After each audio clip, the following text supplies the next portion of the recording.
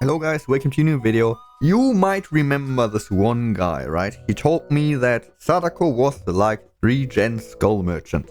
He said that both take the game hostage and the length of the game for both is similar. And well, back then I already debunked that because Sadako games are way shorter than skull merchants. But hey, right? What do I know? He was a OG Billyman, so he obviously knew more about Sadako than I do. The thing is, back then this was not the only claim he made. He also told me that Sadako has a slowdown like Pig, explaining that both have passive slowdown and that she insta-killed like Michael Myers. Now at that point I understand why he thinks Sadako is OP, right? In his mind, Sadako is this monster that has passive slowdown where she has to do nothing and your condemn just rises. She can take the game apparently hostage like Skull Merchant. We're talking about OG Skull Merchant, right? Not the current one. And she could just insta-kill you, right? She didn't even have to take endurance into account. She can just insta-kill you like Myers. This Sadako in his mind is obviously OP. Sadly, it's just in his head. As you might have noticed, she doesn't have passive slowdown like Pig. She can't insta-kill like Myers. And she cannot hold a game hostage for 2 hours like Skull Merchant. Or maybe we are just too low IQ to understand it. Anyways, I'm gonna go into the points I didn't talk about yet, because I fear that if one guy already believed it, that there might be others that believe the same shit. So, passive slowdown. First off, let's define what passive is, right? Passive is if you don't have to do anything, right? It just happens.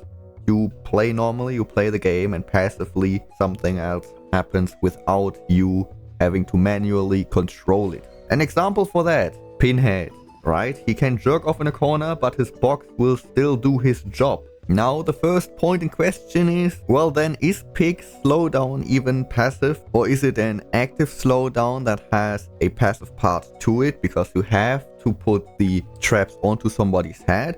Or is it a passive slowdown that has an active part to it, where it is considered passive slowdown, but you have to activate it first, right? We could argue about that. I would still say it's passive slowdown because most of the whole thing is passive, but we're not here to answer that question.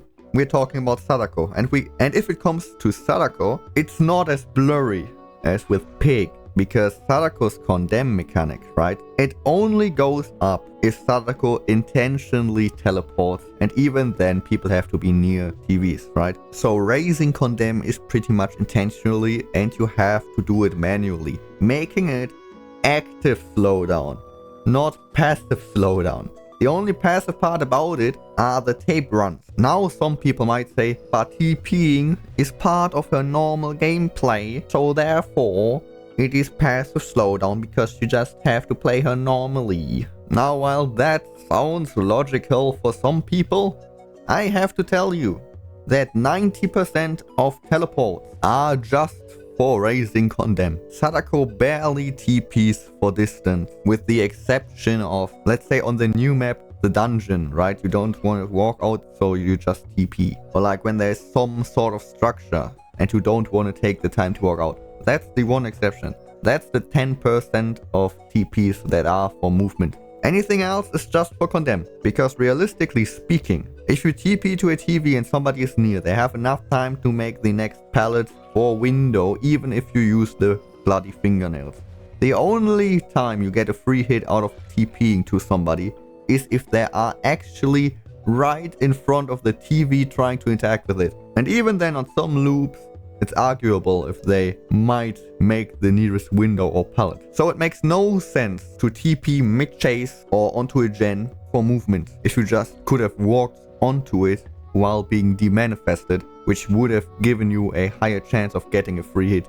I hope I've explained it in a way that is understandable. And so now let's talk about the apparent insta-killing by Sadako that is exactly like Michael Myers, of course. Except for that it's not. If we compare both types of killings, it becomes very apparent to any normal human being that they are kind of different, right? Michael Myers stares at you, his stock goes up. And once he can kill you, it's not reversible. Easy as that, you are just dead if he has the right setup. Not only that, but he doesn't have to take into account endurance, right? He doesn't have to down you. He just shoves his hand up your ass and stabs you.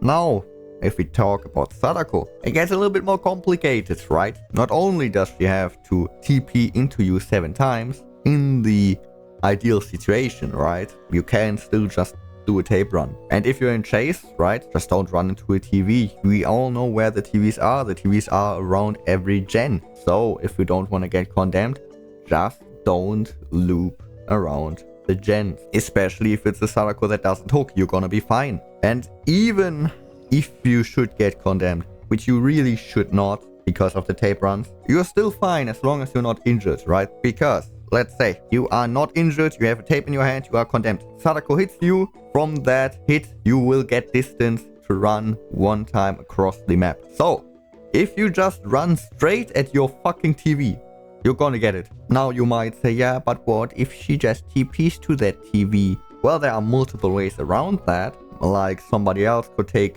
a tape out of that TV, for example, which I've seen a lot of people do. If I run after somebody and try to get them to run into a TV, I've seen teammates of them take tapes out of their TV so that I can't teleport to them. It's a fairly known tactic, but realistically speaking, you wouldn't just take the hit like I just said, because I just said you could, not you should, right? You will still loop normally, trying to make yourself go in the direction of the TV you want to go to, and then either you are near the TV, get a hit, put it away before she can teleport after the cooldown of the hit, or you get to the TV, she teleports, you do not run away, you take the fucking hit, and then put it away, and you're fine. Of course, it's not always gonna work. You are not supposed to always survive, but if you play it right, you will survive most of the times with no problem. Especially the last thing I stated, right? If a Sadako teleports to the TV you want to put a tape in and you are not injured, do not run away. You have enough time to put the tape away while Sadako is on cooldown from her attack. I see it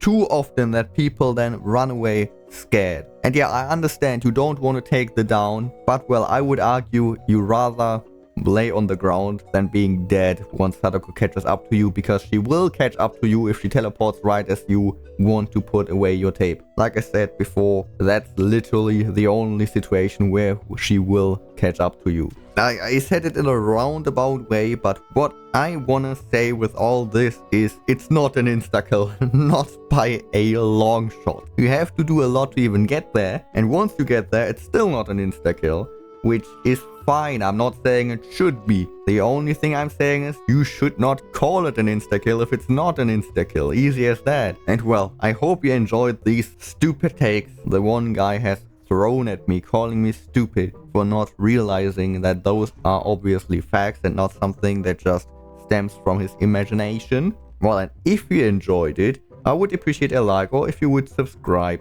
We have a Discord, we have a Twitch, both in the description below, and I hope to see you next time.